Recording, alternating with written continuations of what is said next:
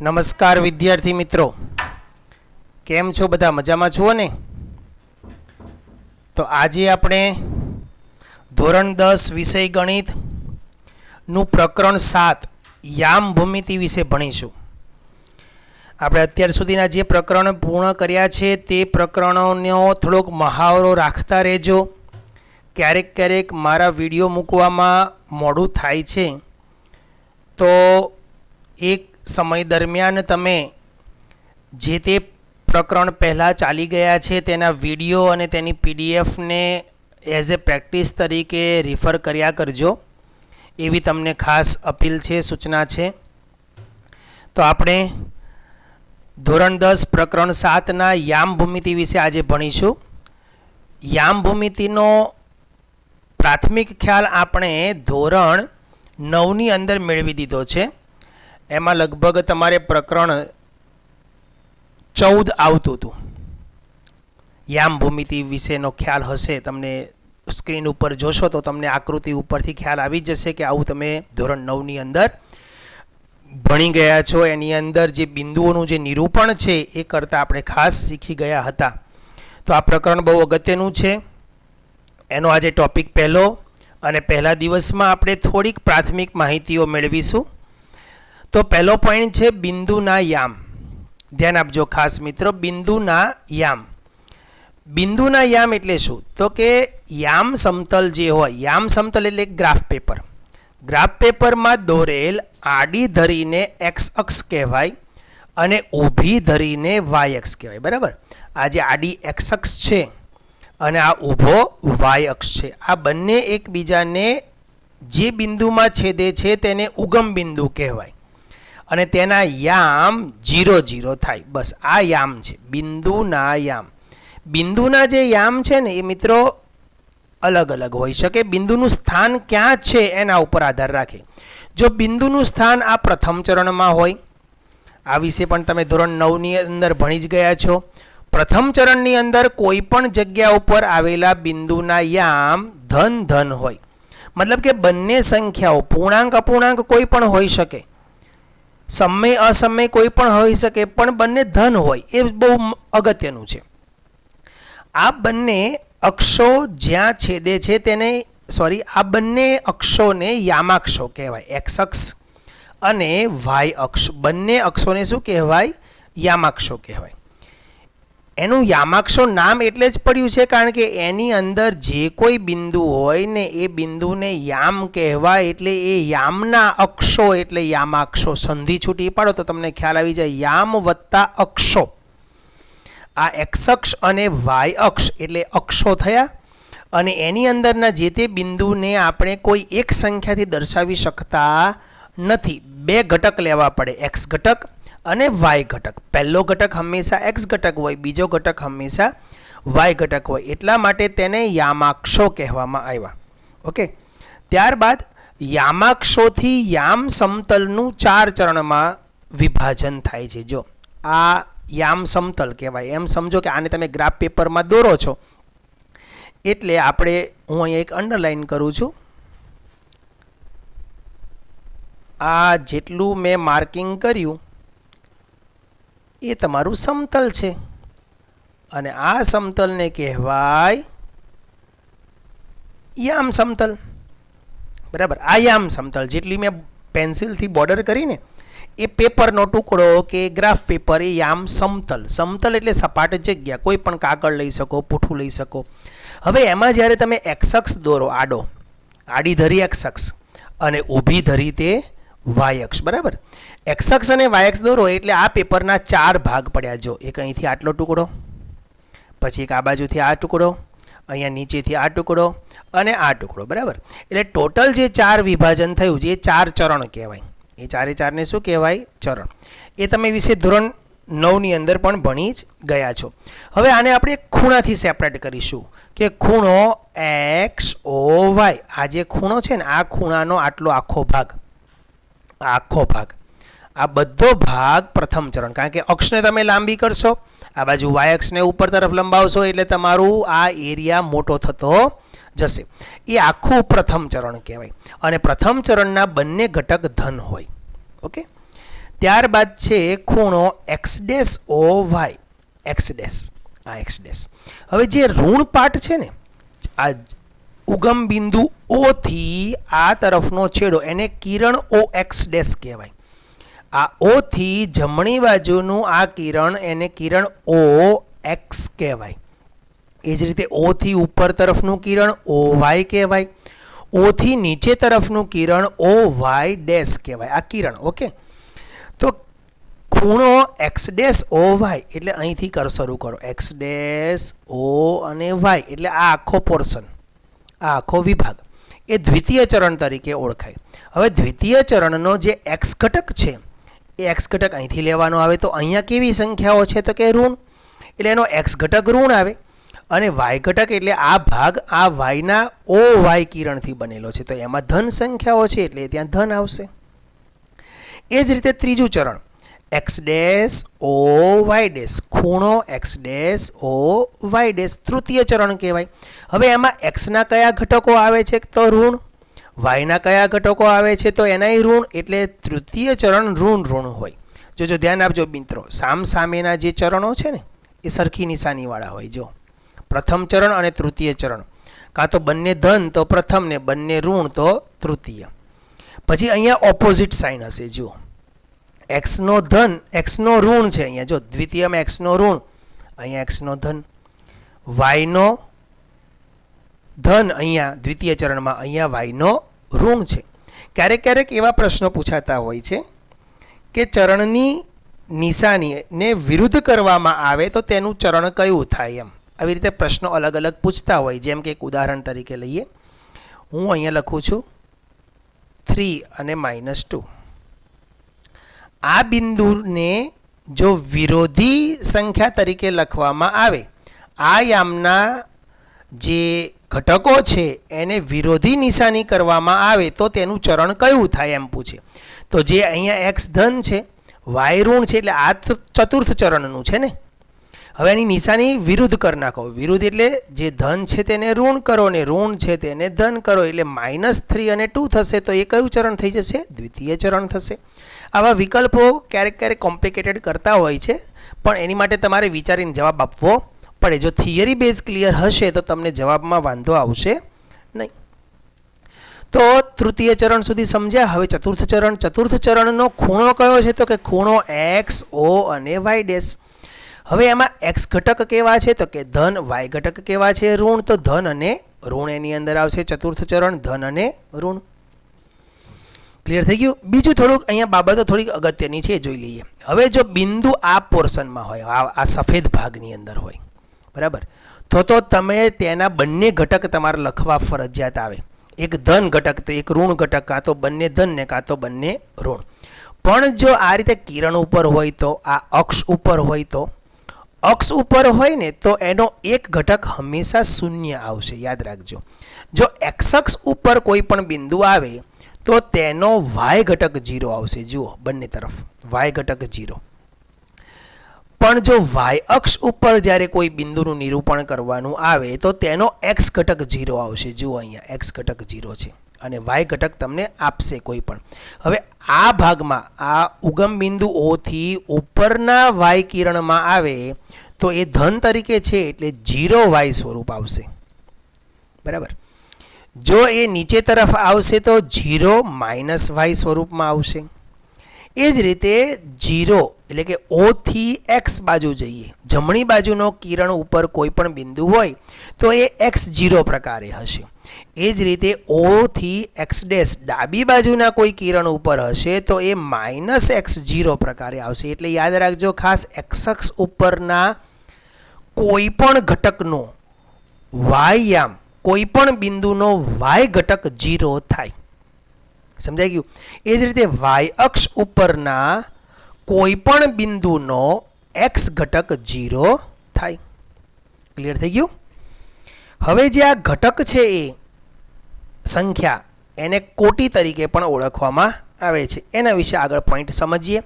જો વાય અક્ષથી કોઈ બિંદુના અંતરને એક્સ યામ અથવા તો કોટી કહેવાય છે. એટલે સમજાવું જો અહીંયા વાય અક્ષથી કોઈ બિંદુના અંતરને એનો મતલબ એમ છે કે તમારે અહીંયા કોઈ એક બિંદુ પસંદ કર્યું. આપણે દાખલા તરીકે એ બિંદુને અહીંયા લીધું છે તમે, બરાબર.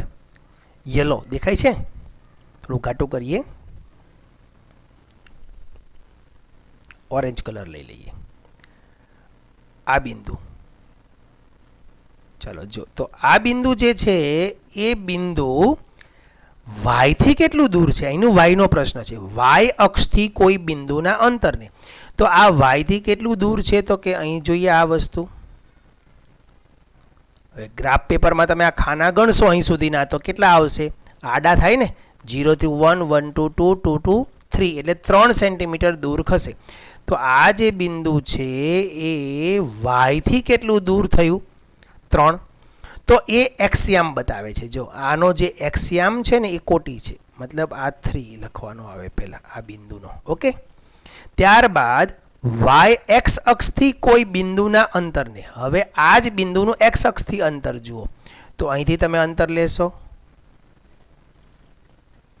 તો એ કેટલું દૂર આવ્યું? તો કે 2 ખાના દૂર આવ્યું. તો એ જે 2 ખાનાનું અંતર છે ને એ એનો ભુજ, મતલબ આ ભુજ એ વાયનો ભુજ છે, વાયને સમાંતર છે. જો વાય ઊભો છે તો આ ઊભો છે, એટલે આ 2 ભુજ દૂર ખસ્યું, આ ભુજ કહેવાય 2. અને આ આડો 3 ખસ્યો, આ તો 3 કોટી કહેવાય. 2 ભુજ અને 3 કોટી, અથવા 3 કોટી અને 2 ભુજ. પણ અહીંયા 2 બિંદુ તરીકે લેવા હશે તો 2 કેવા લેવા પડશે આપણે? -2. પણ અંતર ક્યારેય ઋણ આવે નહીં. એટલે ભુજ કે કોટી પૂછે ને ત્યારે તમારે એને હંમેશા ધન સંખ્યાના સ્વરૂપમાં જ લખવાનું આવશે. અથવા તો તમે ખાલી વાયયામ પૂછો છે, જો અંતરને વાયયામ, વાયયામ મતલબ આ વાયયામ છે, એટલે આ તમારો ભુજ છે. અંતર તરીકે ઋણ નથી લેવાનું, પણ યામ તરીકે ઋણ લેવાનું છે, ધ્યાન આપજો. અને આ તમારો એક્સ યામ છે, એટલે આ છે કોટી અને આ છે ભુજ. ઓકે, એક્સ અક્ષ ઉપરના કોઈ પણ બિંદુના યામ x0 પ્રકારે હોય, જે મેં તમને અહીંયા સમજાવ્યું. આ એક્સ અક્ષ ઉપરના કોઈ પણ બિંદુના યામ x અને y ઘટક એનો હંમેશા 0 આવશે. એ જ રીતે વાય અક્ષ ઉપરના કોઈ પણ બિંદુના યામ 0y પ્રકારે હોય, એ પણ તમને અહીંયા સમજાવી દીધું કે y ઘટક માટે 0y એનો x ઘટક હંમેશા શું આવશે? 0 આવશે. તો આ વસ્તુ તમે ધોરણ 9 ની અંદર પ્રાથમિક ખ્યાલ તરીકે મેળવી દીધી હતી. બિંદુઓના નિરૂપણ તમે કરતા હતા અને એની ઉપરથી તમે આલેખો પણ, એટલે કે રેખાઓ પણ દોરતા હતા. આ એક બેઝિક નોલેજ હતું જે ધોરણ 9 ની અંદર તમે મેળવ્યું હતું, એને એઝ એ રિવિઝન તરીકે મેં તમારી સામે રજૂ કર્યું છે. તો હવે આપણે અહીંયાથી જઈશું થોડુંક હજી 9મા ધોરણને પાછું રિપીટ કરીશું એક અંતર તરીકે, અને ધોરણ 10માં પછી ધીમે ધીમે પ્રવેશીશું. બરાબર, તો એક આ પોઈન્ટ જોઈ લઈએ. 2 સમરેખ બિંદુઓ વચ્ચેનું અંતર. મિત્રો, જૂના અભ્યાસક્રમની અંદર આ જે ટાઇટલ છે, ટાઇટલથી અને જે નીચે સૂત્ર તમને સ્ક્રીન ઉપર દેખાય છે એ સૂત્ર ઉપરથી એક આખું ચેપ્ટર આવતું હતું, અને એના ઉપર એના જ આધારિત એક બીજું ચેપ્ટર પણ, મતલબ 2 ચેપ્ટર આવતા હતા જૂના અભ્યાસક્રમની અંદર. નવા અભ્યાસક્રમની અંદર આનો ફેરફાર કરી નાખ્યો છે, આ ચેપ્ટર રાખેલું નથી. એટલે આ બાબત અહીંયા જો હું નહીં સમજાવું તો ધોરણ 10નું ચેપ્ટર યામ ભૂમિતિ તમને સમજાશે નહીં, કારણ કે આ એનો મુખ્ય આધાર છે, મુખ્ય પાયો છે. તો 2 સમરેખ બિંદુઓ વચ્ચેનું અંતર, એમ સમજો કે આ એક રેખા છે અને એ રેખા ઉપર અસંખ્ય બિંદુઓ હોય. એમાંથી મેં 2 બિંદુઓ લીધા. હવે આમ તો તમે જોશો ને તો તમને ખ્યાલ આવશે આ એક પ્રકારની સંખ્યા રેખા છે. જો હું અહીંયા વચ્ચે 0 લઈ લઉં, અને પછી 1, 2 ને 3, પછી -1, -2, -3 ને -4 એમ કરું તો તમને ખ્યાલ આવી જ જશે. આ તો -4 સંખ્યા રેખા ઉપર -4 હોય તેનું બિંદુ એ છે, અને સંખ્યા રેખા ઉપર 3 હોય તો તેનું બિંદુ બી છે. તો હવે મારે આ -4 થી 3 સુધીનું અંતર ચેક કરવું છે. યાદ કરો સંખ્યા રેખા, તો કેટલા વચ્ચે ભાગ પડશે? તો કે અહીંયા -3 આવશે, અહીંયા -2 આવશે, અહીંયા -1 આવશે, અહીંયા 1 આવશે અને અહીંયા 2 આવશે. એટલે ખાના ગણી લો ખાલી, 1, 2, 3, 4, 5, 6 અને 7. તો એ અને બી વચ્ચેનું અંતર કેટલું થયું? 7 એકમ. સિમ્પલ છે ને? બસ આ જે વસ્તુ હતી ને એ આપણે એક સૂત્રથી સમજવાનું હતું. અને આને જ આપણે 10મા ધોરણની અંદર થોડુંક વિસ્તારપૂર્વક સમજીશું. અહીંયા બિંદુ એનો એક જ સંખ્યા આપી છે, એની સંગત સંખ્યા કહેવાય. બિંદુ બીની એક જ સંખ્યા આપી છે, એને પણ સંગત સંખ્યા કહેવાય. પણ જ્યારે 10માની અંદર તમે આવશો ને તો એ બિંદુના યામ આવશે, એક સંખ્યા નહીં આવે, એક્સ ઘટક અને વાય ઘટક બંને આવશે. તો પહેલાં આપણે આને સમજી લઈએ વ્યવસ્થિત. તો બિંદુ એ અને બિંદુ બી વચ્ચેનું અંતર એટલે એને એ બી કહેવાય. બિંદુ એ અને બિંદુ બી વચ્ચેના અંતરને શું કહેવાય? એ બી. એ બીનો મતલબ થાય એ અને બી બિંદુ વચ્ચેનું અંતર. અહીંયા ખાસ સમજી લેજો, આ એ બી બરાબર,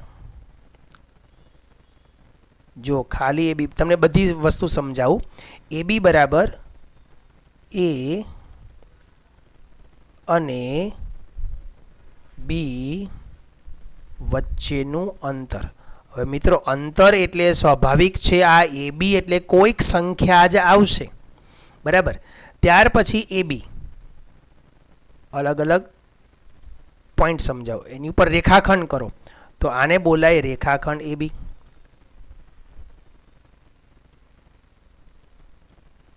આને બોલાય રેખાખંડ એ બી. ખાલી એ બી નથી બોલવાનું, ખાલી એ બી બોલો એટલે એ અને બી બિંદુ વચ્ચેનું અંતર જ થઈ જાય. પછી આ તમે જાણતા જશો, એ બી કિરણ એ બી, પછી ખાલી એ બી લખો અને ઉપર બે બાજુ રેખા કરો તો એ રેખા એ બી. ઓકે, પણ અહીંયા રેખા નથી, આપણે જો એ અને બી વચ્ચેનું અંતર શોધવું છે તો એનું એક આ સૂત્ર છે, માનાંક કરવો જરૂરી છે. માનાંક એટલા માટે આપણે કરીએ છીએ કે એ અને બી વચ્ચેનું આપણે શોધવાનું છે અંતર. અંતર હંમેશા ધન હોય, અંતર હંમેશા કેવું હોય? ધન હોય અથવા શૂન્ય હોય. પણ ઋણ તો ક્યારે અંતર હોય જ નહીં, બરાબર. શૂન્ય પણ અંતર હોય, હો. જેમ કે તમારું તમારાથી અંતર શૂન્ય થાય, બરાબર. એટલે આ ખાસ ધ્યાન રાખજો, કોઈ પણ એક બિંદુનું તે જ બિંદુથી અંતર કેટલું થાય? શૂન્ય થાય. તો માનાંક એટલે કર્યો છે કે માનાંક એ હંમેશા સંખ્યાને ધન બનાવી દે છે, બરાબર. એ પણ એના વિશે તમે જૂના ધોરણોમાં તમે ભણી જ ગયા છો. તો કેપિટલ એને સંગત સંખ્યા ઓછા કેપિટલ બીને સંગત સંખ્યા, માનાંક પૂરો. હવે કેપિટલ એને સંગત સંખ્યાનો આપણે સંકેત લઈ લીધો, આપણે સ્મોલ એ, અને કેપિટલ બીની સંગત સંખ્યાને આપણો સંકેત લઈ લીધો સ્મોલ બી.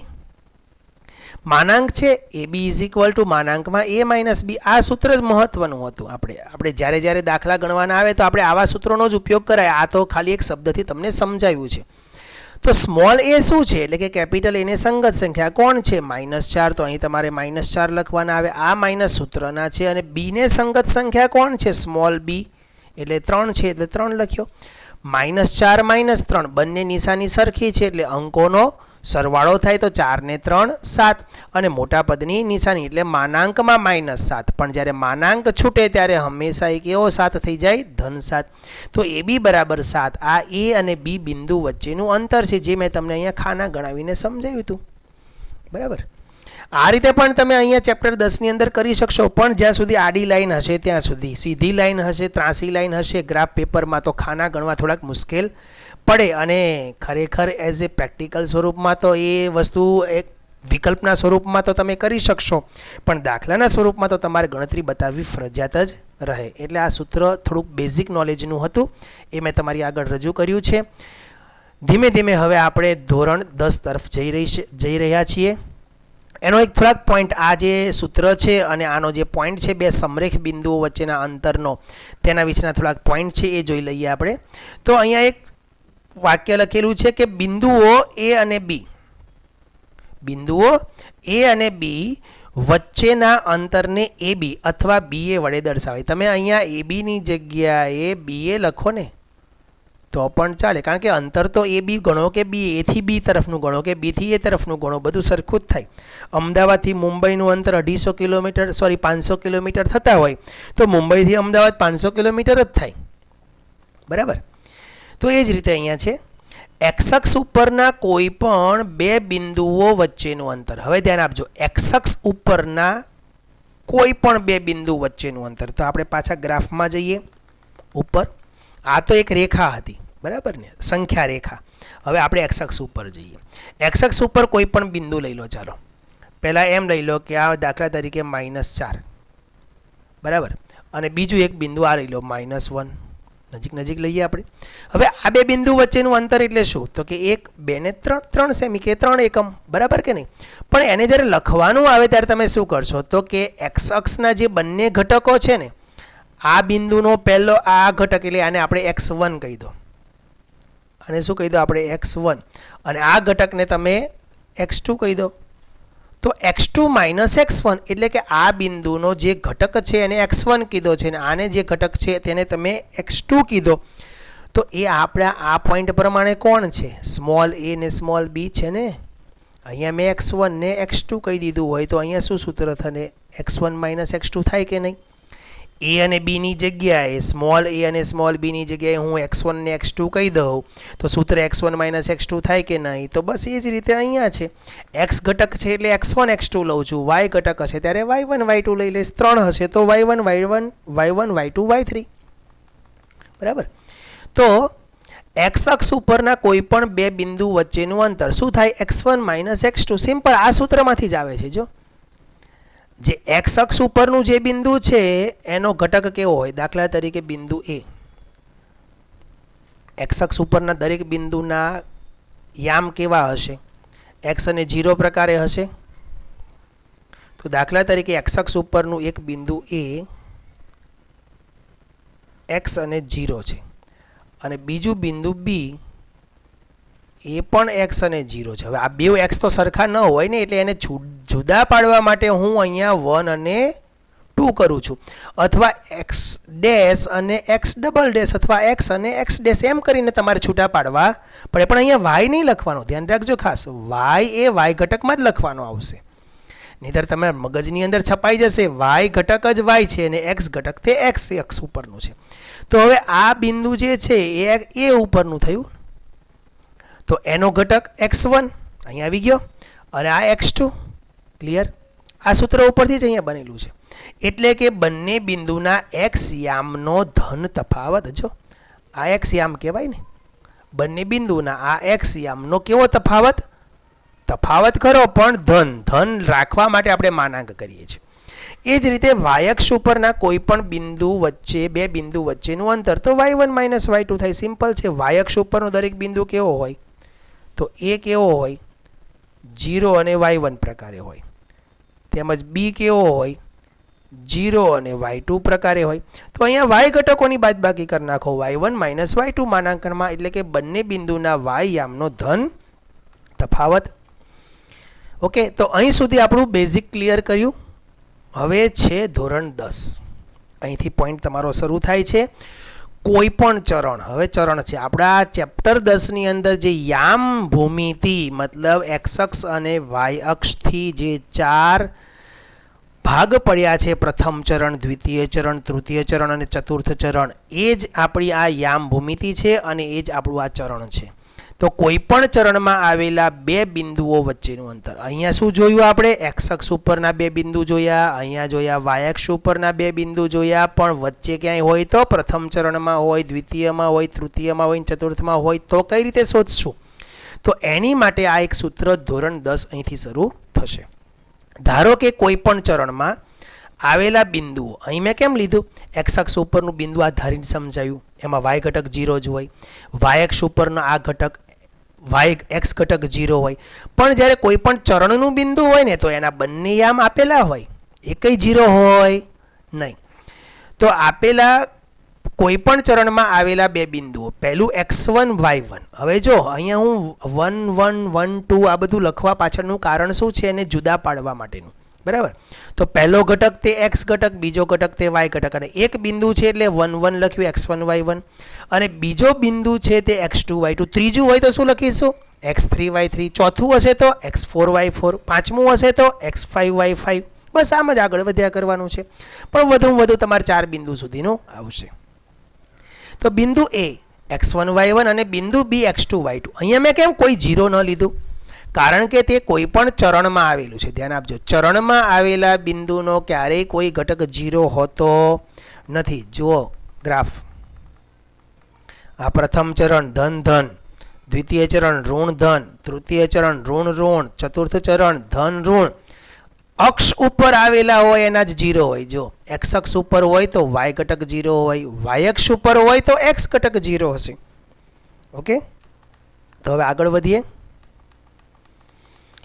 અને ધોરણ 10 ના સૂત્ર ઉપર જઈએ. તો એમાં એ અને બી બિંદુ વચ્ચેનું અંતર. ઓકે, હવે એ અને બી બિંદુ વચ્ચેનું જે અંતર છે તે એનું આ સૂત્ર છે. આ સૂત્ર પણ અહીંથી જ બનેલું છે, આમાંથી જ. આમાં કયા કયા હતા? ખાલી એક એક ઘટક જ હતા ને, અને એનો માનાંક હતો કે નહીં ધન બનાવવા માટે. અહીંયા બે બે ઘટક છે. તો તમે પહેલાં જુઓ, બિંદુ એના એક્સ ઘટકનું ચેક કરવો જોઈએ, ખાલી એ બી ચેક કરવો જોઈએ. જો મિત્રો બતાવું તમને સૂત્ર કેવી રીતે બનાવાય ને તે. ખાલી એ બીમાં એક્સ ઘટકનું કરો તો માનાંકમાં શું આવશે? x1 માઇનસ x2 આવશે. એ જ રીતે એ બીના ખાલી વાય ઘટકની બાદબાકી કરો તો વાય ઘટકમાં શું આવશે? y1 માઇનસ y2 આવશે.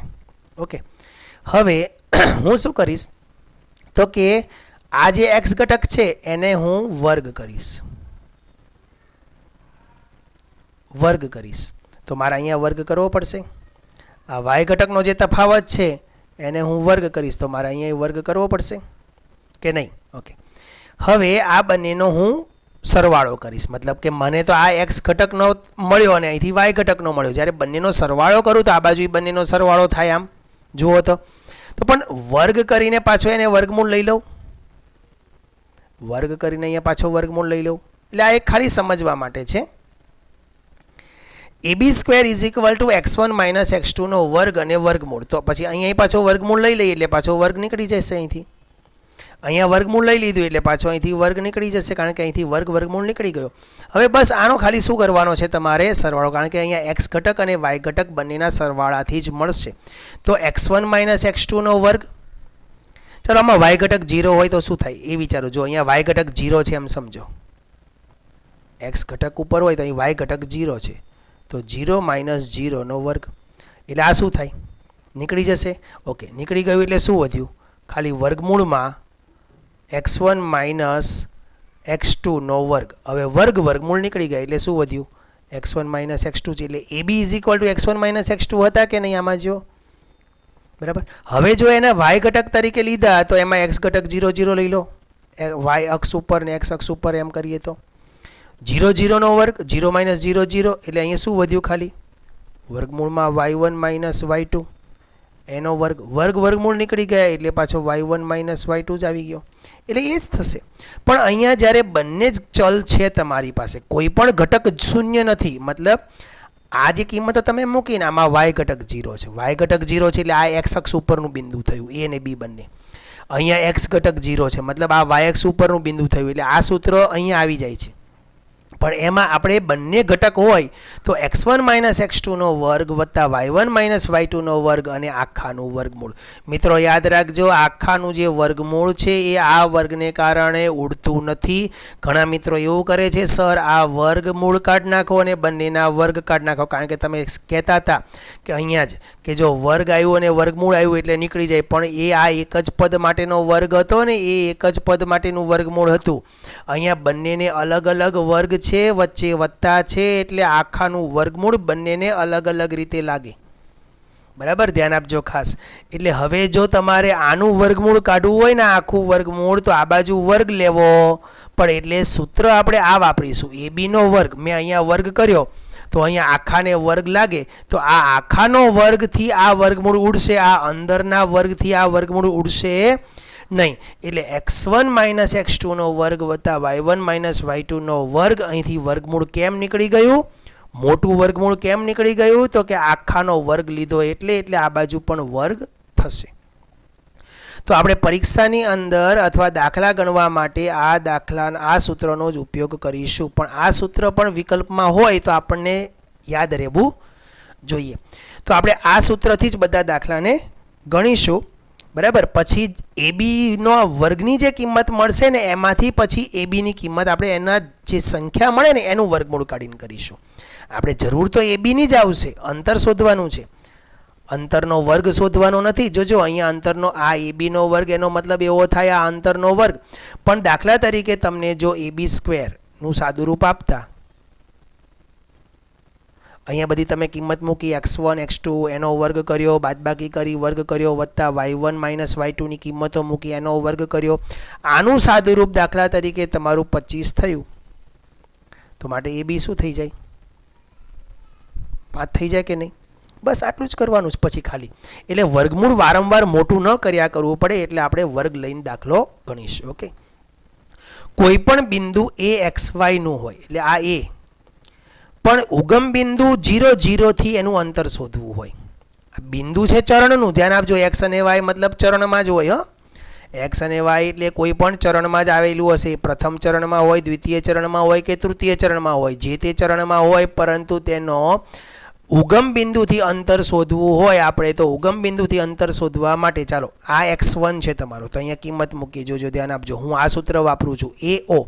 હવે આ a છે અને અહીંયા o છે, એટલે હું AO સ્ક્વેર લઈશ. અહીંયા a ને b હોય તો AB સ્ક્વેર લઈશું, PQ હશે તો PQ સ્ક્વેર લઈશું, XY હશે તો XY સ્ક્વેર લઈશું, MN હશે તો MN નો વર્ગ લઈશું. હવે પહેલું જે બિંદુ છે આને આપણે કહી દઈશું x1, આને કહીશું y1, તો આ થશે x2 અને બીજો થશે y2.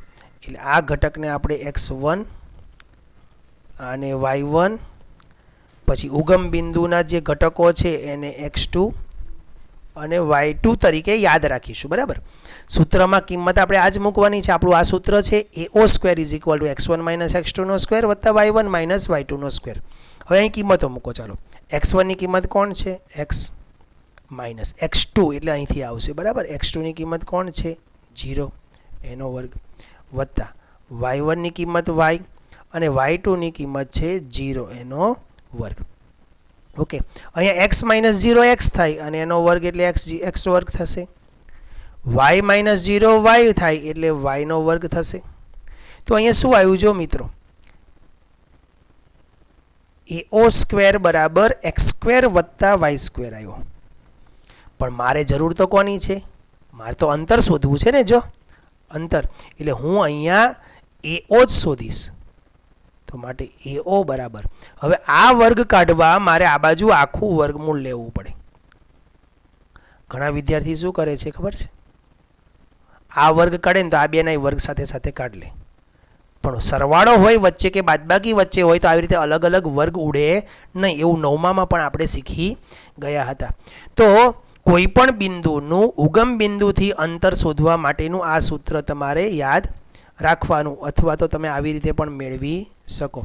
જો કે એક જ સૂત્ર યાદ રાખશો, કયું? આ AB square is equal to x1 minus x2 નો વર્ગ વત્તા y1 માઇનસ y2 નો વર્ગ. તો આ સૂત્ર પણ મેળવી શકાય. આપણે એમાંથી જ આ સૂત્રને બનાવ્યું છે, મેળવ્યું છે. બરાબર, અંતરના કેટલાક ગુણધર્મો છે, એટલે કે અંતર કેવું હોવું જોઈએ, એમાં કઈ કઈ બાબતોનો ધ્યાનમાં રાખવાનું, એ થોડીક દાખલાની અંદર આ બધા મુદ્દા બહુ અગત્યના છે. આ મુદ્દાને યાદ રાખશો તો દાખલાની અંદર જે દર્શાવો, ચકાસો વાળા દાખલા આવે તો એ તમે સારી રીતે સમજીને ગણી શકશો. બરાબર, તો અંતરના ગુણધર્મો. ધારો કે 3 ભિન્ન બિંદુઓ A, B અને C હોય, તો હવે A હોય તો A ના ઘટક કયા થશે? x1 y1, B ના ઘટક x2 y2, સાથે સાથે બોલવાનો પ્રયત્ન કરજો. તો C ના ઘટક x3 y3, તો D ના ઘટક x4 y4. તો નંબર 1 AB. આ AB શું કહેવા માંગે છે? AB એટલે A અને B બિંદુ વચ્ચેનું અંતર. આ હંમેશા કેવું હોય? Greater than or equal to 0. જો A અને B બંને બિંદુ સમાન જ હોય તો ઇક્વલ ટુ 0 થઈ જશે, અને અલગ અલગ હશે તો ગ્રેટર દેન 0 થશે. એટલે કે અંતર હંમેશા કેવું મળે? અનઋણ. શૂન્ય મળે અથવા ધન મળે, ઋણ ક્યારે આવશે નહીં. એમાં લખ્યું છે જો A બરાબર B, એટલે કે A અને B બંને સમાન જ બિંદુ હોય તો AB બરાબર, તો A અને B બિંદુ વચ્ચેનું અંતર કેટલું થાય? 0. એ મેં તમને કીધું હતું. તમારું તમારાથી અંતર કેટલું? 0. હવે ઘણાને એમ લાગે કે સર કોઈ બિંદુ A હોય એને B થોડું કહેવાય? કહેવાતું હશે. બરાબર, કારણ કે આપણા ક્યારેક માણસોના બે નામ હોય. એકનું મહેશ હોય તો એને, કાં તો કોઈકનું નામ કંઈક અલગ આવતું હોય, લાલો, તો એનું નામ મોન્ટુય હોય. તો લાલો અને મોન્ટુ બે એક જ હોય તો લાલાથી અને મોન્ટુથી, લાલાનું મોન્ટુથી અંતર કેટલું? તો કે 0 જ થવાનું છે. બરાબર. ત્રીજો પોઈન્ટ છે, જો AB વત્તા BC, એટલે આ AB એટલે શું છે? A અને B બિંદુ વચ્ચેનું અંતર. ઓકે, તો એની માટે જે સૂત્ર તમે લગાડો ને એ તમારે x1 માઇનસ x2 નો વર્ગ વત્તા y1 માઇનસ y2 નો વર્ગ, આ સૂત્રમાં જ એની કિંમતો મૂકવાની આવે, આ સૂત્રમાં જ. BC નું અંતર શોધવું હોય તો B ના ઘટક અને C ના ઘટકો લેવાના. સૂત્ર x1 માઇનસ x2 વત્તા y1 માઇનસ y2 આખાનો વર્ગ, એ જ યાદ રાખજો. BC નો વર્ગ શોધી લેવાનો, પછી એમાંથી BC ને શોધવાનો. ઓકે, એ જ રીતે AC નો વર્ગ શોધી લેવાનો, પછી જ AC ને શોધવાનો. એટલે આ બધા 3 બિંદુઓ હોય ને, ખાસ ધ્યાન રાખજો, 3 બિંદુ હોય ને તો 3 અંતર મળે આપણને. A અને B વચ્ચેનું મળે, B અને C વચ્ચેનું મળે, અને A અને C વચ્ચેનું મળે. એટલે 3 અંતર આપણને મળે, AB, BC અને C. હવે જો એમાંથી અહીંયા શું કહેવા માંગે છે જુઓ, કોઈ પણ બેનો સરવાળો, હું મૌખિક બોલું છું, મોઢેથી બોલું છું, એ સાંભળજો ખાસ. કોઈ પણ બે અંતરનો સરવાળો ત્રીજા અંતર જેટલો થાય. અહીંયા એ જ છે, જો AB અને BC અને AC તમે છૂટા છૂટા શોધી લેવાના છે. પહેલાં તમારે શું શોધવાનું છે? સૂત્ર ઉપરથી AB² શોધવાનો. સૂત્ર ઉપરથી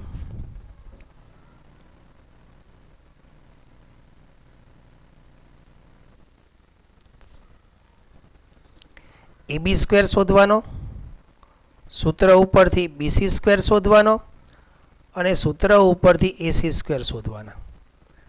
આ બધું સૂત્ર ઉપરથી શોધવાનું અલગ અલગ.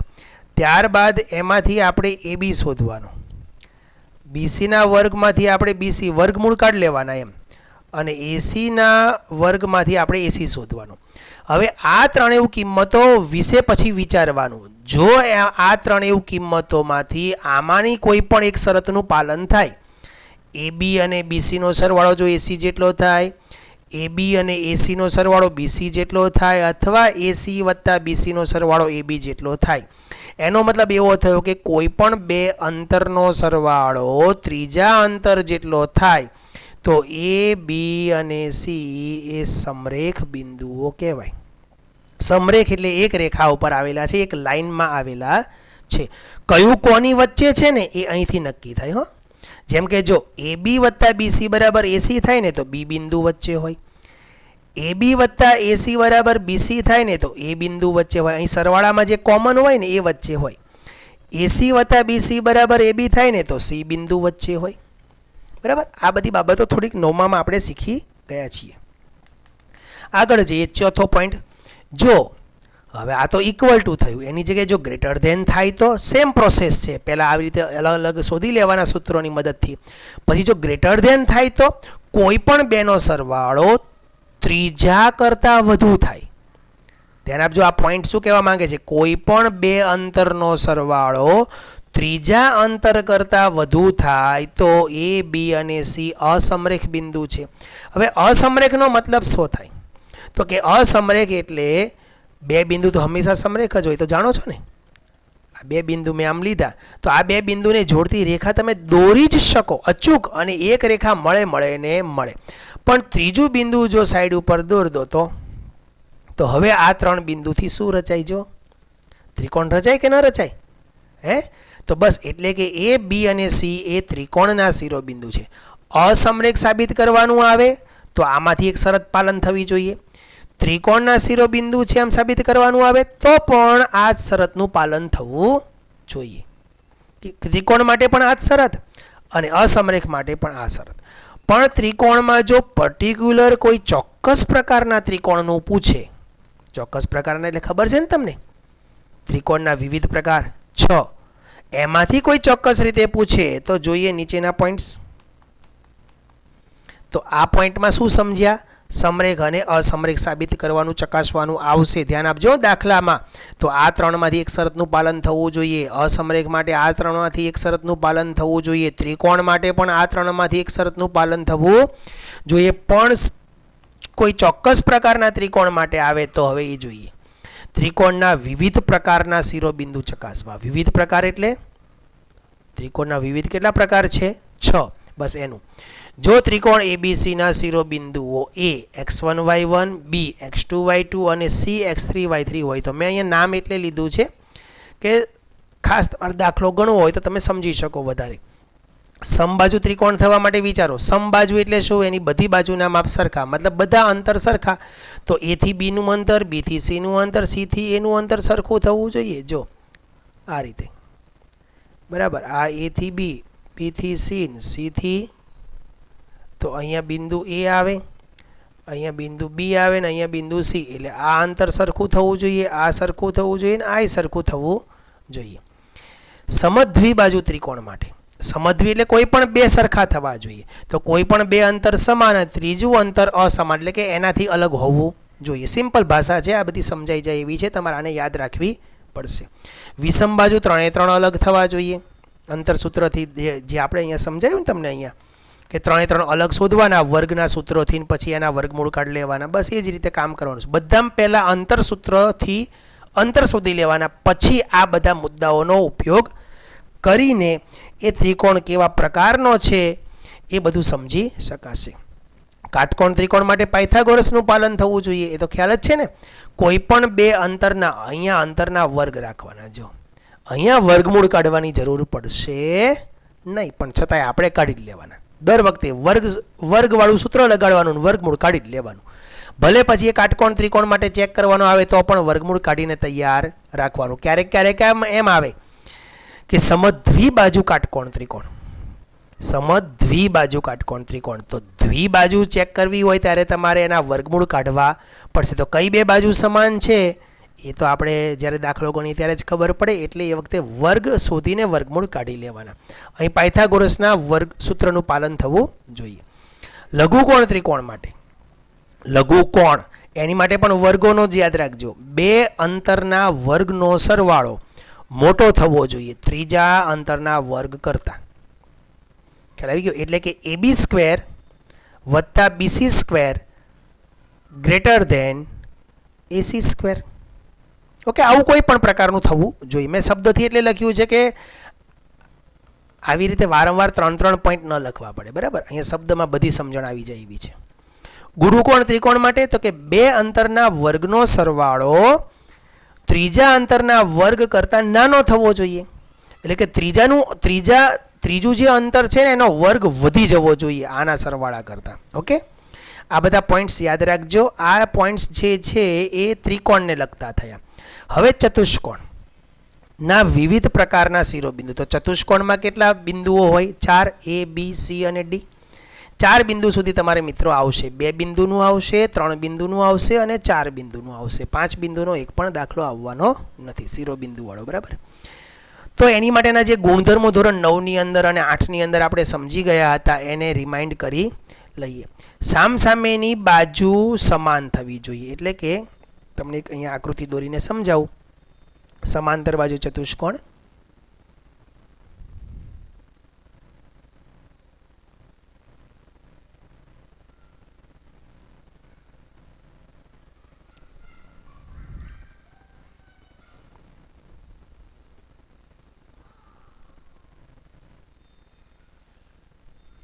બરાબર. આવી રીતે હોય આપણો સમાંતર બાજુ ચતુષ્કોણ.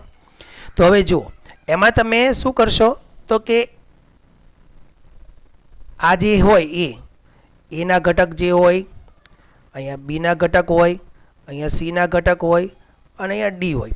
તો આ જે અંતર થાય ને તેટલું જ આનું અંતર હોવું જોઈએ, અને બીસીનું જેટલું થાય એટલું જ સીડીનું હોવું જોઈએ.